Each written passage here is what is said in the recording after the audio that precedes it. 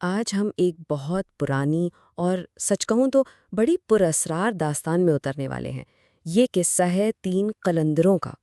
یہ کہانی نا ایک ایسے سوال سے شروع ہوتی ہے جو شاید ہم سب کبھی نہ کبھی خود سے پوچھتے ہیں۔ ذرا سوچئے، کیا ایسا ہو سکتا ہے کہ سب کچھ کھو دینا ہی اپنی اصل حقیقت کو پانے کا اکلوتا راستہ ہو؟ اچھا، اس سے پہلے کہ ہم آگے بڑھیں، یہ سمجھنا ضروری ہے کہ قلندر کون ہوتا ہے۔ تو قلندر وہ ہے جو دنیا کی ہر چیز، ہر رشتہ، ہر پہچان، ہر خواہش، سب کچھ چھوڑ کر بس ایک سچ کی تلاش میں بھٹکتا پھرتا ہے۔ ان کا مقصد دنیا سے کچھ حاصل کرنا نہیں تھا، بلکہ وہ تو اپنے اندر جو کچھ بھرا تھا اسے خالی کرنے آئے تھے۔ اپنے نفس کا زہر، اپنی انا، وہ سب کچھ چھوڑنے آئے تھے۔ تو چلتے ہیں اس رات کی طرف جہاں یہ ساری کہانیاں آ کر ایک نقطے پر مل جاتی ہیں۔ جگہ ہے بغداد شہر، اور وقت ایک ایسی رات جو عجیب واقعات سے بھری ہوئی تھی۔ کہانی کا آغاز ہوتا ہے ایک عام سے مزدور سے، جو سامان پہنچانے ایک پراسرار گھر میں جاتا ہے جہاں صرف عورتیں رہتی ہیں۔ پھر جیسے جیسے رات گہری ہوتی ہے، دروازے پر دستک ہوتی ہے۔ تین قلندر پناہ مانگتے ہیں۔ تھوڑی ہی دیر بعد تین سوداگر بھی آ جاتے ہیں، جو اصل میں کوئی اور نہیں بلکہ بھیس بدلے ہوئے خلیفہ ہارون الرشید اور ان کے وزیر تھے۔ ان سب کو ٹھہرنے کی اجازت تو ملتی ہے، لیکن صرف ایک شرط پر: جو کچھ بھی دیکھو گے اس پر سوال نہیں کرو گے۔ لیکن اس گھر میں ہوتا کیا ہے؟ کچھ بہت ہی عجیب۔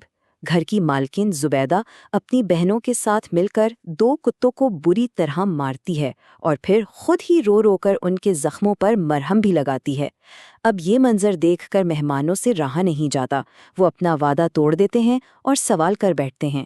زبیدہ غصے میں آ جاتی ہے اور کہتی ہے، ٹھیک ہے، میں اپنا راز بتاؤں گی، لیکن پہلے تم سب کو اپنی اپنی کہانی سنانی ہوگی۔ بتاؤ کہ تم کون ہو اور یہاں تک کیسے پہنچے۔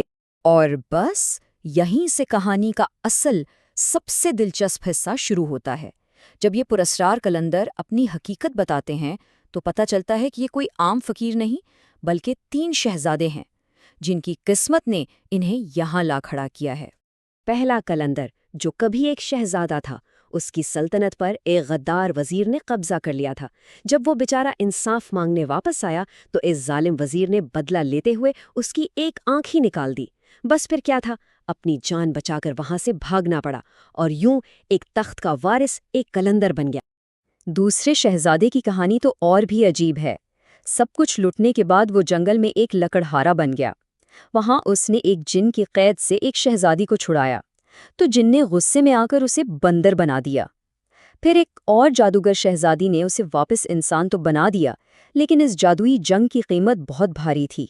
شہزادے کو اپنی ایک آنکھ گنوانی پڑی اور اس شہزادی کو اپنی جان۔ اور تیسرا شہزادہ، اس کی کہانی تقدیر کی ایک عجیب کھیل کی داستان ہے۔ کئی خطرناک سفر کے بعد اس نے ایک لڑکے کو بچانے کی کوشش کی۔ اس لڑکے کے بارے میں پیشگوئی تھی کہ اس کی موت اسی شہزادے کے ہاتھوں لکھی ہے۔ شہزادے نے بہت کوشش کی، لیکن قسمت کو کچھ اور ہی منظور تھا۔ ایک حادثے میں انجانے میں وہ لڑکا اسی کے ہاتھوں مارا گیا، اور اس جرم کی سزا میں اسے جلا وطن کر دیا گیا۔ تو دیکھا آپ نے، ان تینوں کہانیوں میں ایک بات بالکل صاف ہے: ہر شہزادہ اپنا تخت، اپنی دولت، اپنی پہچان، سب کچھ کھو بیٹھا۔ آخر میں ان کے پاس اپنی درد بھری کہانی کے سوا کچھ بھی نہیں بچا تھا۔ اب ذرا کہانی کی گہرائی میں اترتے ہیں۔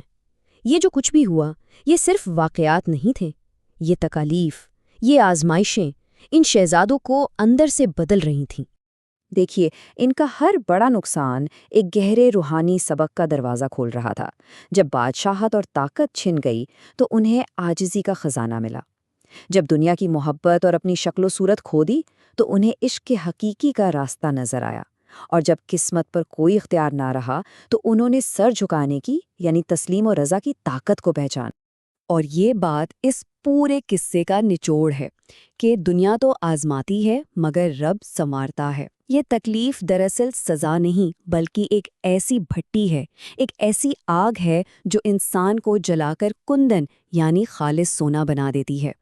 تو اب ہم اس تجزیے کے آخری حصے پر آتے ہیں۔ یہ تمام کہانیاں مل کر ہمیں اس سوال کا جواب دیتی ہیں جو ہم نے بالکل شروع میں اٹھایا تھا، کہ اصلی دولت کا راز آخر ہے کیا؟ ان تینوں کہانیوں میں، ان تینوں زندگیوں میں اتنے سارے دشمنوں کے باوجود ایک دشمن مشترک تھا، صرف ایک ایسا دشمن جو کسی وزیر، کسی جن یا کسی مقناطیسی پہاڑ کی شکل میں باہر نہیں تھا، بلکہ اندر تھا، ان کا واحد اصلی دشمن۔ اور وہ دشمن ہے انا، یعنی نفس۔ کلندر کا سفر دنیا کے ہر اصول سے الٹ ہے۔ جہاں نفس دنیا کو پانا چاہتا ہے، کلندر خود کو کھوتا ہے۔ جہاں نفس حالات کا قیدی بن کر چیختا ہے، کلندر سر جھکا کر تسلیم کر کے آزاد ہو جاتا ہے۔ اور شاید یہی وجہ ہے کہ ان کلندروں کی آخری دعا یہ نہیں تھی کہ اے رب ہمیں دنیا سے بچا، ان کی دعا تھی اے رب ہمیں ہم سے بچا لے۔ ان کی اصل لڑائی ان کی اپنی ہی ذات سے تھی۔ تو یہ کہانی ہمیں ایک آخری سوال کے ساتھ چھوڑ جاتی ہے۔ کہتے ہیں ہر انسان کے اندر ایک کلندر ہے جو دل کے دروازے پر دستک دیتا ہے۔ اصل سوال تو یہ ہے کہ کیا ہمارے اپنے اندر کا شور اتنا زیادہ تو نہیں کہ وہ دستک ہمیں سنائی ہی نہ دے؟